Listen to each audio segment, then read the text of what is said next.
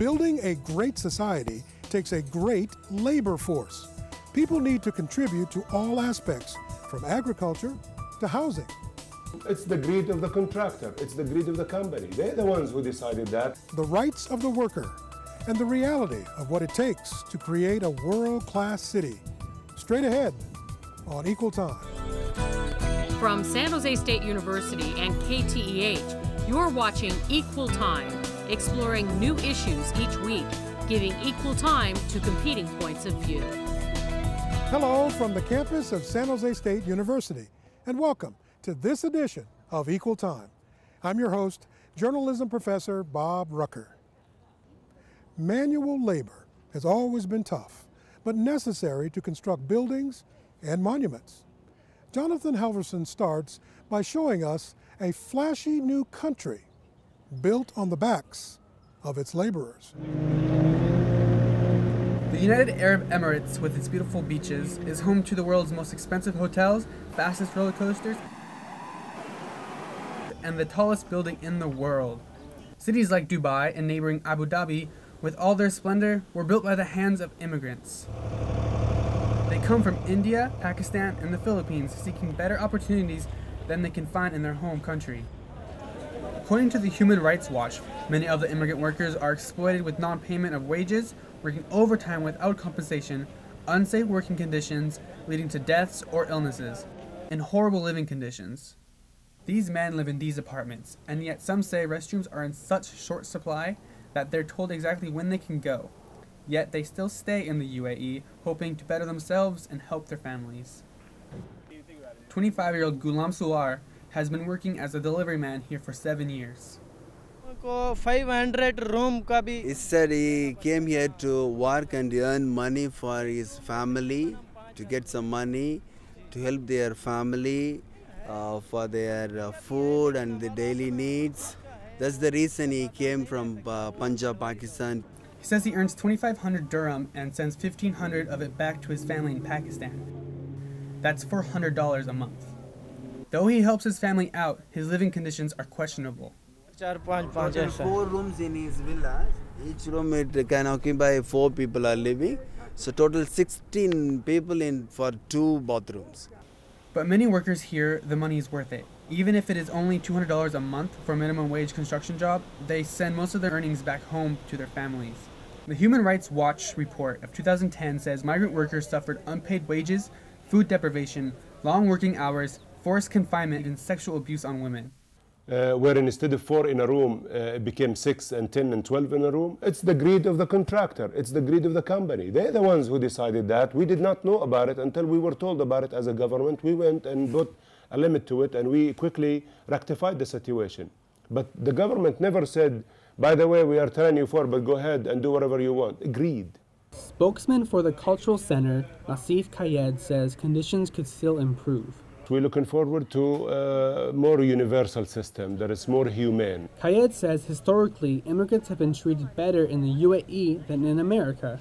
They have air-conditioned rooms. They have beds. They have transportation to and from their work. They have clothing, uniform, boots, everything, hats. They have health care. They are covered. So that's positive. Negative, they overloaded the rooms. Negative, that because these guys are not necessarily where they come from hygienic and very clean, so therefore they really got their place dirty, unfortunately. I don't know if you noticed that. You know, you can clean it today for them. Tomorrow you come back in a week, it's dirty again. They're not used to cleaning, so therefore we had a hard time with it. Honestly, I'll tell you a true story. A brand new labor camp, I did a study myself.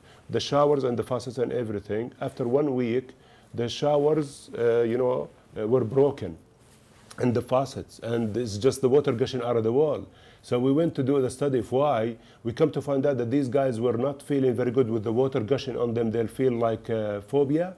It's like almost like they're drowning. So they will put the water in a bucket, hang the bucket, I might have told you this before, and use the cup, which that's exactly how they used to the shower back home. The bucket full of water is too heavy, it broke the shower. Then they used it for the faucet, it broke the faucet. So now you have 2 holes in the wall, you know?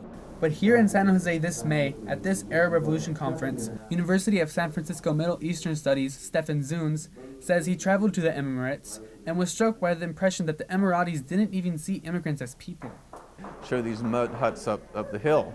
Well, that was the old village. And I asked, does anybody live up there anymore? And he says, nobody lives there, just foreign workers. Zun says clear violations of international labor standards present themselves in the UAE. If they in any way challenge the system, indeed there are many cases of involuntary servitude and what could legally be considered slavery. That's in the United Arab Emirates. But here in California, well, things are a lot different. With one room, they live with 4 or 5 families. When we come back, we'll compare the reality of working conditions here in our own backyard. A look at California now and decades ago, when Equal Time returns.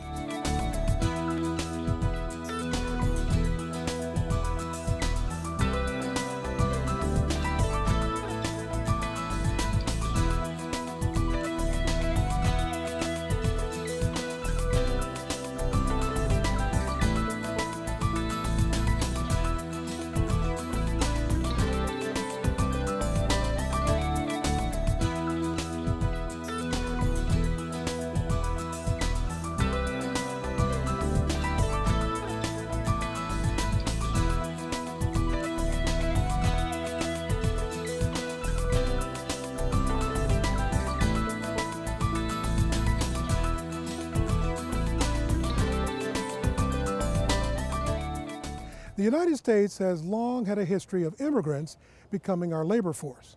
Now in California, farm workers have come together to gain fair treatment for their hard work. Here's more from Jonathan Halvorson.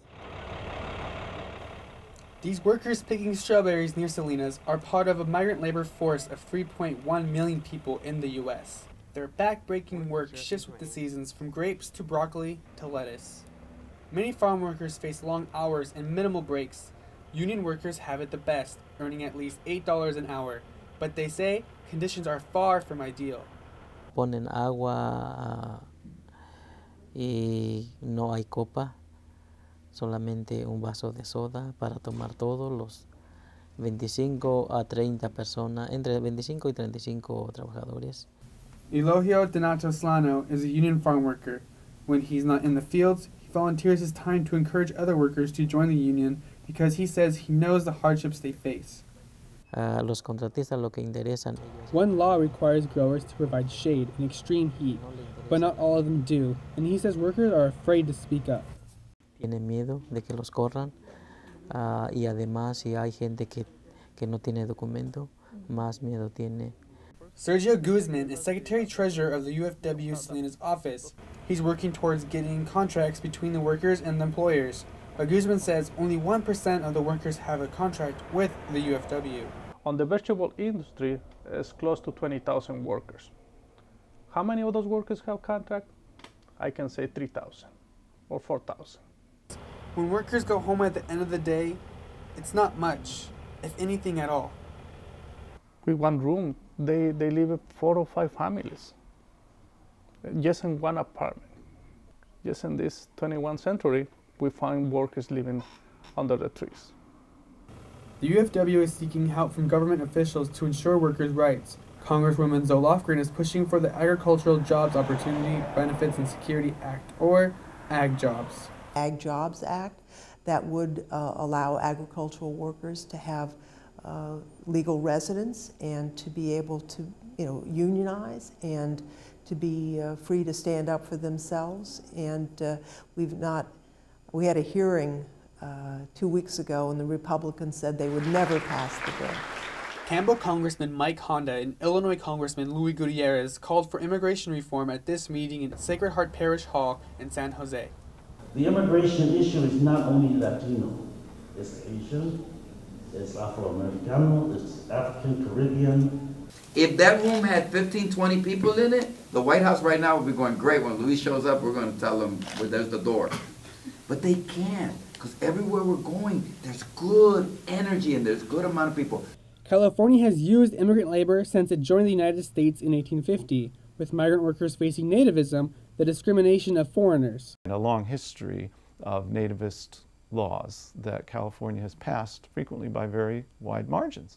So I've written about how it could all be traced back to the gold rush period. Genzel says California has a history of being at odds with federal immigration laws. California got in trouble with federal courts for efforts to deny immigrant communities voting rights with poll taxes and English-only measures and official English measures that courts agreed were aimed at denying immigrant communities their right to participate in democracy. When we come back, we'll sit down with a panel of experts in search of solutions. Stay with us.